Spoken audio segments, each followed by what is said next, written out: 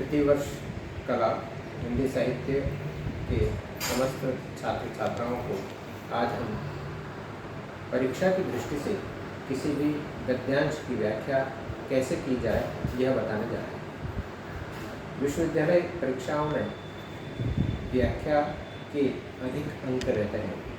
उस दृष्टि को ध्यान में रखकर परीक्षार्थी किस प्रकार से अधिक अंक हासिल करें, उसे ही ध्यान में रखकर आज हम इसकी व्याख्या आपके सामने प्रस्तुत कर रहे हैं।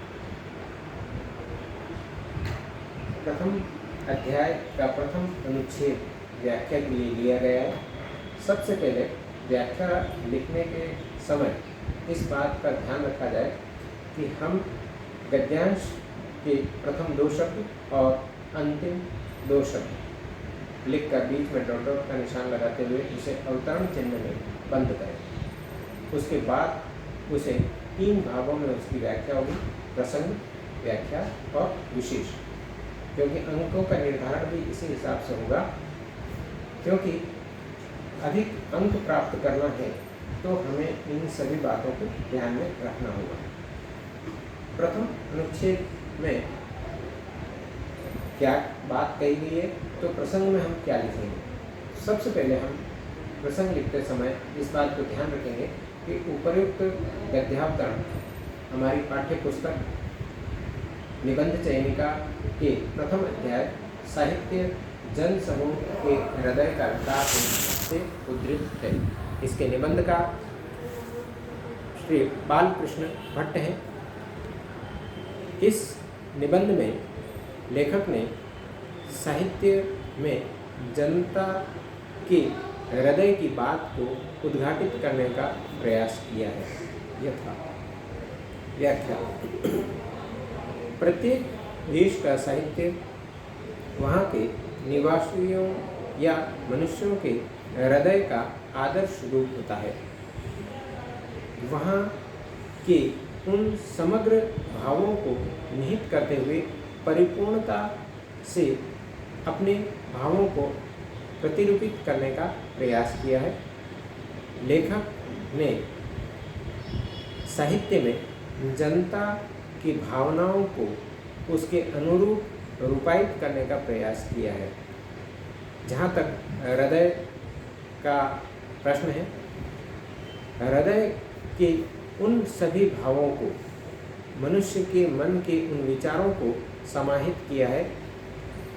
जिस प्रकार मनुष्य आह्लादित रहता है, प्रसन्न रहता है, तो उस समय उसके मन के विचार भी मुख छवि के माध्यम से जब प्रकट होते हैं तो सबको प्रसन्नता प्रदान करते हैं। जब वह शोक संतप्त होता है तब उसके भाव शोकाकुल या शोकग्रस्त होंगे और दुखी मन से अपने भावों को अभिव्यक्ति प्रदान करते हैं। जब वही व्यक्ति क्रोध से उद्दीप्त होगा तो दूसरों को भी कटु शब्दों के माध्यम से आघात पहुंचाने का प्रयास करेगा।